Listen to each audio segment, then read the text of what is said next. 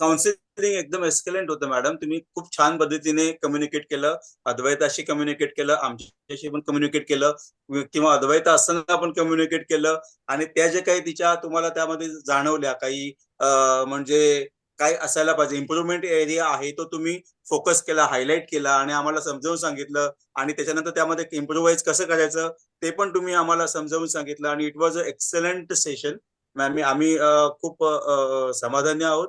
आणि आम्हाला खूप छान वाटलं ते तुमचं काउन्सिलिंग किंवा तुमचं जे काही आपण डिस्कशन म्हणू, एक हेल्दी डिस्कशन होतं छानपैकी.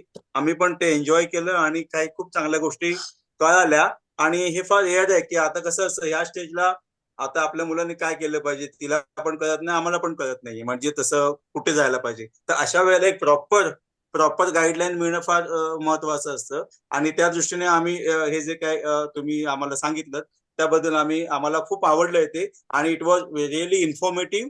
आणि डेफिनेटली ह्याच्यामुळे खूप मोठे चेंजेस होणार आहेत अद्वैतामध्ये.